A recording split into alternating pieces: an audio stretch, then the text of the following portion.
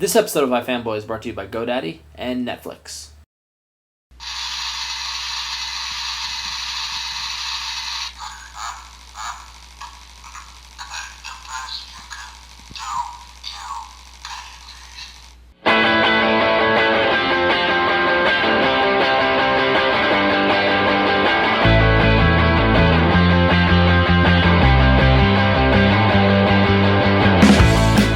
iFanboy, the video podcast from the comic book discussion show, iFanboy.com. My name is Connor. I'm here with... I'm Josh. And I'm Ron. And this week, we realized we've been doing this for a little over a year now, this video show, and realized we haven't really talked that much in detail about one of probably our favorite ongoing series and kind of, titles that are out there in comics. Ongoing? Well, not ongoing, but I mean, it's not just one thing, it's a lot of things.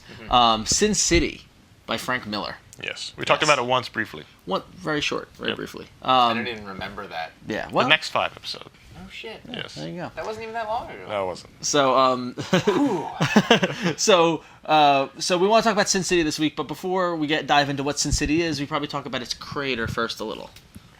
Frank Miller. Oh, I heard of him. Yes. He's popped up a few times on the show. A few times. Frank Miller came to prominence in the 80s, working for both DC and Marvel. Epic runs of Daredevil, where he, Daredevil, Bullseye, Elektra. Reinvented Daredevil. Yep. And then what he's probably most well known for is his work in DC. With Batman, he wrote Dark Knight Returns in Year One, and exactly. Reinventing Batman and Daredevil in the 80s is basically what he did. Kind of the father of the modern gritty comic, really. The grim and gritty kind of... Street level, realistic. Yeah. Which we still have. 20 years on. And so interesting about Frank Miller, what happened was that he, after he did that great stuff, he left comics and went and did the Hollywood thing.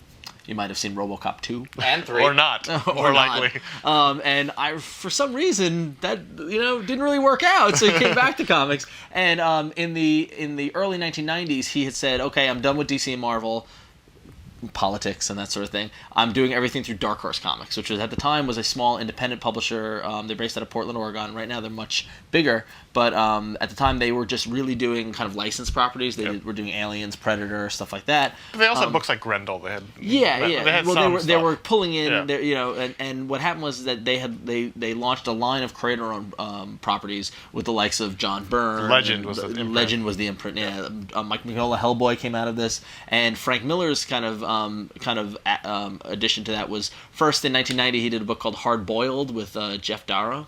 Super detailed. Jeff Darrow. He wrote that. Jeff Darrow drew it. Then him and Dave Gibbons did Give Me Liberty. And then in 1991, in the pages of Dark Horse Presents, which was kind of like their anthology book, which I miss. Dark Horse Presents, a lot of good stuff came out of. Yeah. But I wasn't reading that. Yeah, Dark Horse Presents issues 51 through 62 featured a 13-part story called Sin City. Which it was later then collected in a book called The Hard Goodbye. Well, it was first it was collected just a book called Sin City, exactly. And then later on they gave it a name. They dubbed it, and what Sin City was it was a black and white noir. Well, this was the logical extension of his work. Yeah. His Daredevil and Batman work was always very noirish. Yes. Very overwrought. The captions narrating the entire story from the inside of the hero, and that's a noir characteristic. And this was just going full on. Hard-boiled, well, not hard-boiled, but well, it was hard-boiled. It was hard-boiled, film noir, crime, brassy dames and damaged dudes. And, the whole story takes place in a city called Basin City. Yeah, and slop off the BA and you get Sin City. And in the first story, we're introduced to a character named Marv, and who's Marv has a knife. Yeah. Sticking out. I just love the switchblade sticking out of the shoulder. Yeah. Just there. Well, he's the toughest guy in Sin City, basically. So we're introduced. He gets framed for a murder, and he murdering a stripper. For murdering was she a stripper or a call girl or an escort? I think she was all a prostitute. kind of the same. They all kind of the same circle. Yeah, a woman of the night. And he fell, really. Don't offend strippers. They don't do anything wrong. He fell hard for her. Spent the night with her. He woke up. She's dead, and he's got some mental problems. So he woke up. He's like, God, did I kill her? Yeah. And then he realizes, no, I didn't kill her. He realizes there's a big conspiracy to set him up. We're introduced to a powerful family that runs Sin City, and the shaky alliance between the people who run Sin City and the people who rule the streets. Yeah. And the streets are the police are very ineffectual. You've got thugs, gangs, mob, You've got a group of there's a cabal of hookers that basically really run the city. Exactly. And so, isn't that always the way? And so, all in this one story, we get introduced to this world, which really did become this universe that Frank Miller created, and then developed throughout the rest of the '90s. Yep. Really, I mean, this is a very impressive amount of work he did over the course of 8 years at Dark Horse. It was 8 or 9, 8. 8-ish, yeah. 8 stories that he did. And they were mostly they'd come out in issues and they would be collected form. There's just a whole cavalcade of stories, and they interact. Characters pop up again.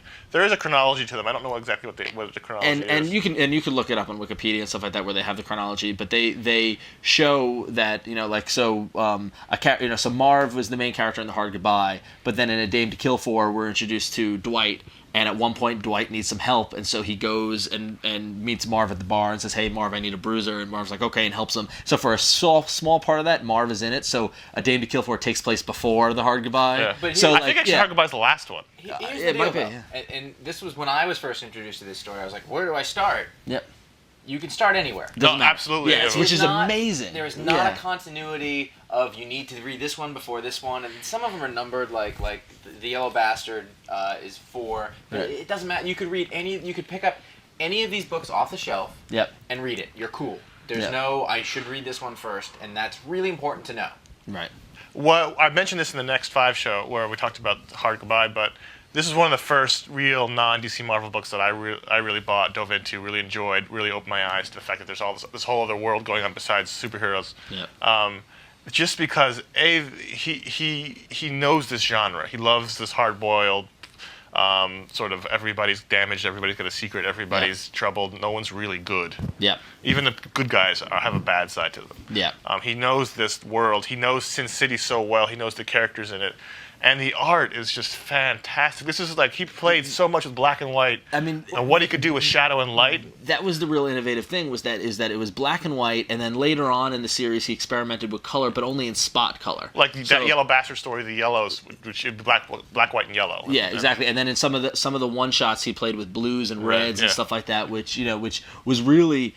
At the time, it was really kind of mind blowing to see what he did with it, and I remember he throughout the '90s he did pretty much a lot of the art he did was in this style, and I remember seeing a Spawn drawing that he did for Todd McFarlane in the Sin City style, and it was just amazing. He would do pinups for other books in the Sin City style. Yeah, like rain, like a character standing in the rain, and like the raindrops are black, but like in between the raindrops. It was a negative space. The use of negative space is amazing. When you talk about this book, like the word that pops into my mind is black. Yes. And I mean that because like the pages, like there are black and white books. Yeah.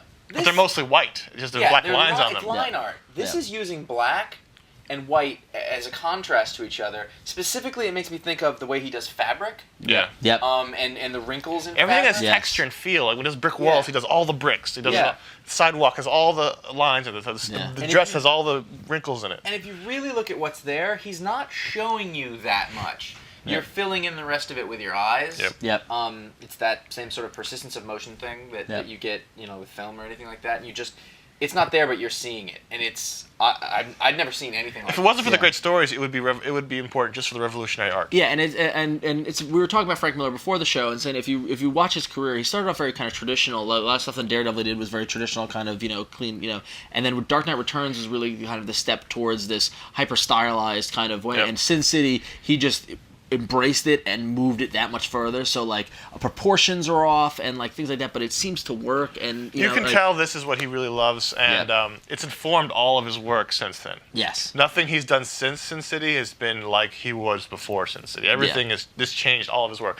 The Dark Knight Strikes Back that everyone had a problem with.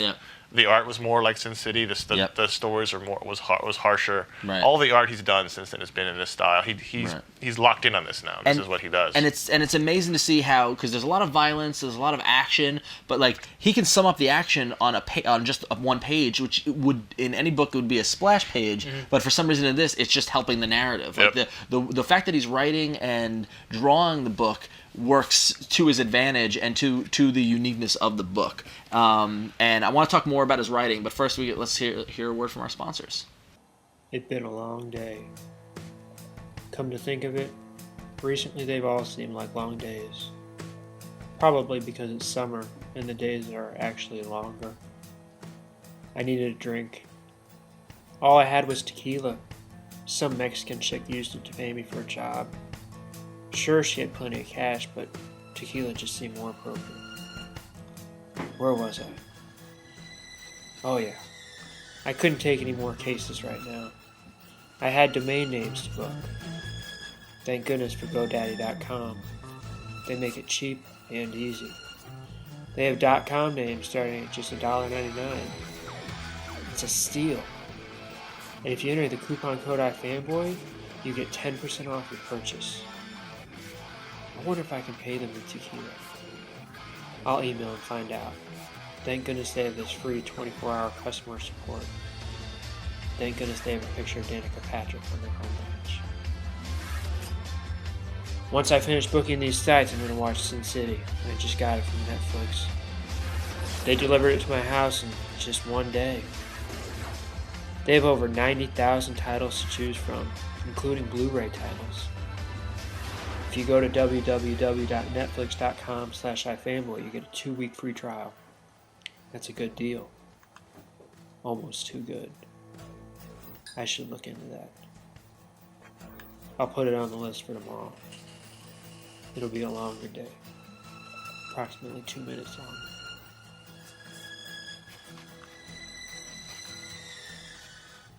One of the things is because this is not a creator-owned, or it is a creator-owned book. It's not a mainstream superhero book or anything like that. He can do whatever he wants to, and he gets away with stuff in this that I don't think most editors would let him get away with. No. I'm looking at this page from the first book, The Hard Goodbye. Hard Goodbye, and it's like there's a page of raindrops. Yep. I mean, here's a close on the raindrops, pulls out, and then you're looking at a bridge. But what's great is that it's just the bridge is white space. Yeah, exactly. Which is just amazing. You're filling that in though. You know what it is. Yeah.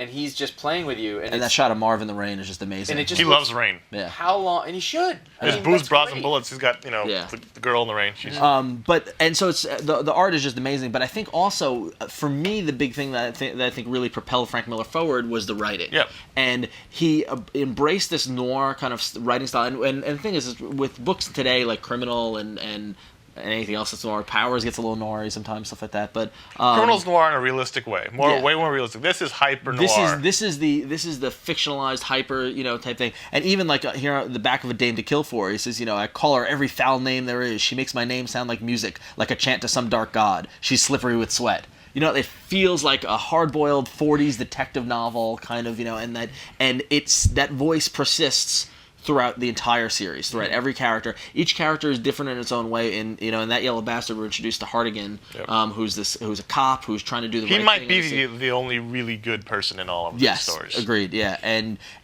but even in that, you it's still with that that noirish kind of voice. And I'm just a guy in a city of losers, and there's no what I mean. Like like the narration is just it's poetic in a noirish kind of way. It's funny. I can't explain what noir is. Yeah. But I will recognize it every time. Exactly. And it's there's like it's painting with shadow and stuff, and then that she walked into my room. Yeah, exactly.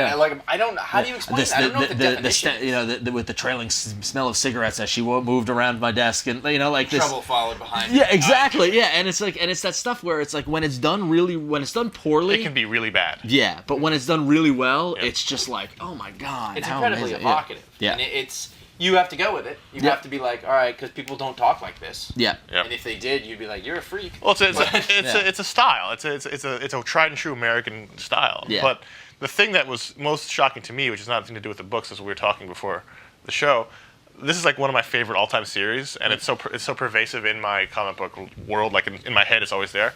There hasn't been a Sin City book since 1999. It's almost 10 years since we've seen something. And that is shocking to me. Wasn't so great. Well, Helen Back was the one that I read. It was 9 issues long. I mean, that was around the time that I remember it was maybe one or two too long. It went on. It went on for a long time, and that was kind of my first exposure to Sin City because people were like, you need to read this, and I wish it hadn't been my first exposure to Sin City. Right. It was in color. Yeah. He really kind of moved away from it. Like Captain America. Yeah. and it, you know, like it got more experimental within that, and yeah, I could see that. I mean, you could tell it was towards the end of the run. I mean, to me, my favorite is A Dame to Kill For. I mean, that's the one that, I mean, I love The Hard Goodbye, the story about Marv, but A Dame to Kill For, the one with Dwight, was the one that really said, wow, there's a universe here, and there's all this kind of stuff, and became it that much, you know, that much more, you know, crazy. But that's I mean, it's shocking that he hasn't done one in 10 years, know. and this is like he always talks about in every interview. This is his favorite work of his. This is his world. He'll never leave Sin City. Yeah. He hasn't done one since '99, which is almost shocking to me. I'm hoping he does another one for the 10-year anniversary. Yeah, I mean it would be nice. It would be, I mean, and so part of that is so he did it in '99. Then at that point, remember, he went back to DC, did Dark Knight 2 and blah blah. But what was really interesting is that there you may have remembered that a movie came out a couple of years ago. Robert Rodriguez directed it, and if you don't know, I'm sure people have heard the story, but I love the story. Is that Robert Rodriguez loved these comics? He's a big comic fan. Wanted to do the movie, and for years was trying to get Frank Miller to agree to it. And Frank Miller, after I think his RoboCop previous exposure was anti the movie thing. And so Rodriguez just got Josh Hartnett and another actress and filmed one of the one-shots from Booze, Broads, and Bullets, and just did it, and then showed Frank Miller. And based on that, Frank Miller said, okay, yeah, and they co-directed it, which led to Rodriguez leaving the Directors Guild and all. So from a movie standpoint, I've said it before, I think it's I like the movie. I know a lot of people didn't really like the movie. I like the movie a lot. Yeah, I like the movie a lot because it wasn't trying to adapt the comic book to the movie. It was a translation of the comic to the movie. And watching the movie felt like watching the comic, and it felt they got the tone right. The effects were amazing. They did the spot color stuff, and it was just, I mean, yeah, it had flaws and wasn't perfect and stuff like that. It broke up the chronologically, I think, in a way that was respectful to the comic. It covered several of the books. Yeah, it covered so the movie covers The Hard Goodbye, That Yellow Bastard, and no, I don't think it was A Dame to Kill For. Yeah, with no, it was the other Dwight story. Oh, the other was one. it The Big Fat Kill? The Big Fat Kill. The Big Fat Kill. Yeah, because the next movie might be Dame to Kill For because they're trying to get Angelina Jolie. Blah blah. But so the movie was great. I have the little collector set. And stuff. You know what the movie did? I'm shocked that you have that. I know. What the movie did was ruin every other comic movie in that now people say, well, why can't they just make it directly like Sin City did it? Right. And every time I see a message board, someone's like, well, why can't they just directly translate it like they did for Sin City? Right. Yeah. Well, but then Frank Miller went with Zack Snyder and did 300. Yeah. You know, which was almost a direct translation of the book. Exactly. Yeah. I don't want to see that though. Like, you don't? On and on. No, I'm not on and on. I mean. No. Yeah. But for a book like this, though, right? It worked for this. Yeah. Although for me, I felt that because they just did the book, it was like an interesting diversion. But the book's the book. Like, right. It almost, for me to make a movie really interesting, I want to see a slightly different interpretation. Sort of, not really an Elseworlds, but it's like if an artist is doing something for a long time, is looking at somebody else's way of doing that story. So a direct translation, while kind of fun, was almost like a novelty. Yeah. Because the books are such an experience. Yeah. I mean, nothing looks like these books. Well, and the thing that I saw the movie, I felt as if Sin City, more so than 300 or anything else, was a great gateway to the books. Because this is the kind of book that, like, when somebody's like, I want to read comics, what should I check out? You know, depending on if they're into this kind of stuff, I give them The Hard Goodbye, or I give them A Dame to Kill For. I'm like, read this. If you like crime stories, stuff like that, check this out. Because it definitely is a gateway into comics, because it's not capes and superheroes and stuff like that. It's important to note, if you haven't read these and you're thinking you might like them, it's very violent. There's a lot of nudity. There's a lot of language. It's a very adult book. So if you're not if that's the kind of thing you're not capable of enjoying, then you won't want to read these. It is quite violent. It's very violent. That yellow bastard. Very violent. Bastard. It's very violent, and it's very sexualized. So if that's something that's. But it's like hyper real. That's what I mean. It's part of the hyper reality of this noir world, but still it's there. I mean, there's I can open a random page, someone's getting shot. There's tits. I mean, that's. Whoa, hey. Ooh, there's boobies. Are you gonna mention boobies on every show? That's my goal. It was really interesting that when the movie came out, Dark Horse repackaged all the collections into these kind of smaller digest size, which I love with the common cover treatment, and you put them all together on a shelf, and they make a picture on the spine, which is and I've actually got of the 7, I have 5 of these. It just sticks in your craw. And this is The Hard Goodbye. I need to replace this with this one, so that's what I'm planning on doing. But just great packaging, and you can take this on the train or on a plane or something like that. It's really easy to carry, and it's just a perfection of the series. It's just really, really good. There's no other books that look like this. It's amazing. Yeah. It's just no one else plays that I know of. I'm sure they're out there, but plays with the darks and the whites like that. Yeah. And he's not doing anything right now. I know. He's making movies. Sitting on the bench. He's making The Spirit. Yeah, he's making He's turned to a film director. Did you see that poster? I have Darwin Cook's spirit. I want to see more. I would love to see more Frank Miller. Yeah.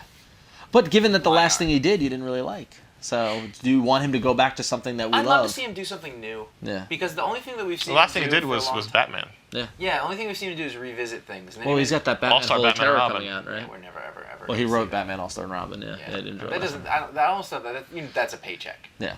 I mean, that's like, well, go ahead, do what you want. It's not about Sin City. So, But I want to see him create something Yeah. else. I mean, the Yeah. things that he's created yeah. are lasting and incredible. Yeah. And it's This will last. I mean, this could be, to timeless. speak in hyperbole, this could be one of the greatest works of the 90s. I mean, I think No, so. it absolutely Yeah, is. And I think this is, for me, it's one of my favorite all-time works. If I had to, make a list, I hate to make those lists because it would be 40. We do it once a year. Yeah, well, that list goes. The first list, if you recall, was longer than it should have been. This is always going to be on my top list of all-time series. I mean, it's just amazing. Yeah. So I love Sin City. So, Sin City, baby. Connor wishes he lived in Sin City, and this is the great action figure that McFarlane Toys did of Marv. But Connor, I think you, as you walk through the streets of New York, you kind of have the music running through your head, and you start seeing things. And I shoot people. You can't see it. He actually has a knife poking out. I'm actually starting to itch. So, so if you've read Sin City and you like it, and you disagree with us, or want to point something out that we forgot because we probably did, If you disagree with us, I will shoot you. you can email us at contact. Don't threaten people on the internet. You can email us at contact at Shoot you with my ifanboy.com. fingers. Contact at ifanboy.com. You can call us, leave us a voicemail, 888-FANBOYS, which is 326-2697. If you want to see more videos, go to the forums. You can go to revision3.com/ifanboy. You can also get to our minis there, and our minis are our daily, weekday episodes about all sorts of things. And they're short and they're fun, and you should check them out for sure. And finally, head over to ifanboy.com where you can find all of our audio and video shows there, as well as some great discussion, as well as the comic section where you can talk about the comics that you read and buy on a weekly basis. So, oh, Jesus Christ, it scared the crap out of me.